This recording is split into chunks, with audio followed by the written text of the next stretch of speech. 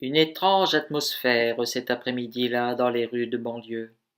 Un silence inquiétant. Pourquoi un tel calme? Serait-ce l'attente du résultat d'une élection que l'on dit historique? Ou ce temps anormalement froid pour un jour de mai?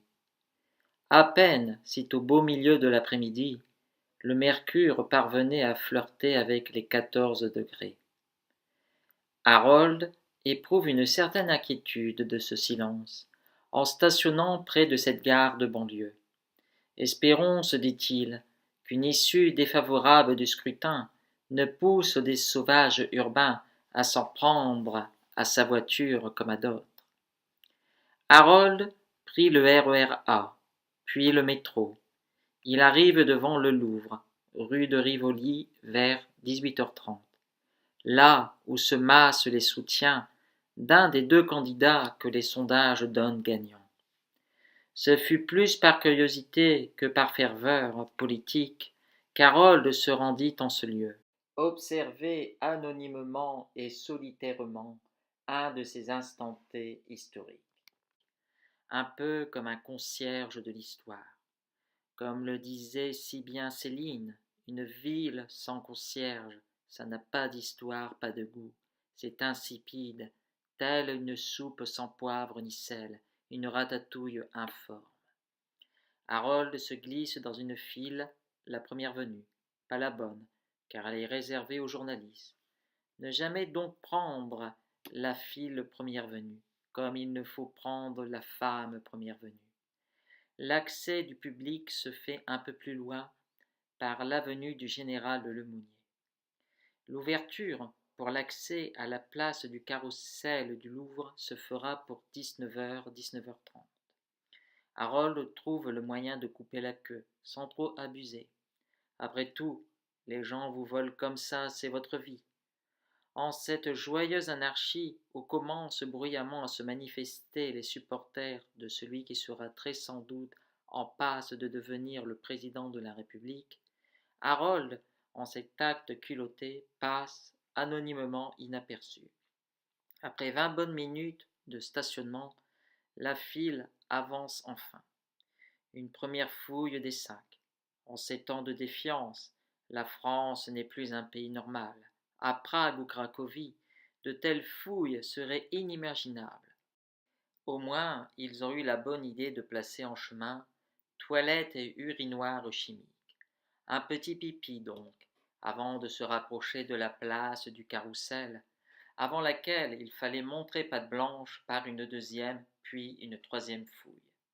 Une fois dans la place, Harold se place tranquillement face à l'un de ces grands écrans sur lequel on présente une rétrospective des résultats du second tour des présidentielles depuis 1965.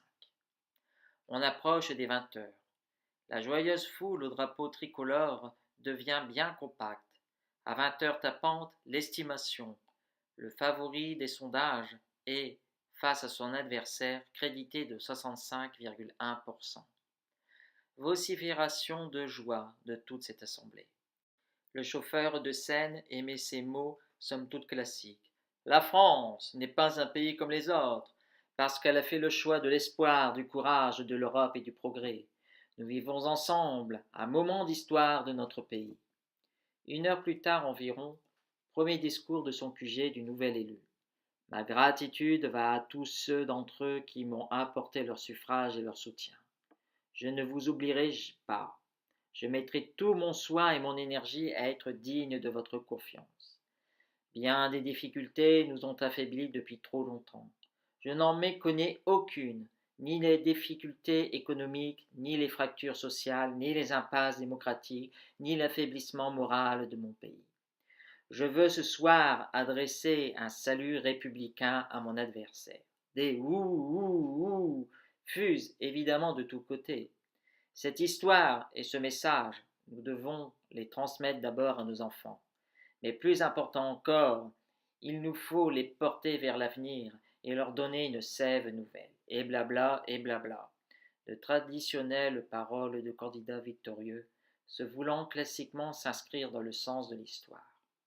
Harold, discret et présent surtout à titre de modeste fantôme du temps, ne semble guère partager cette joie.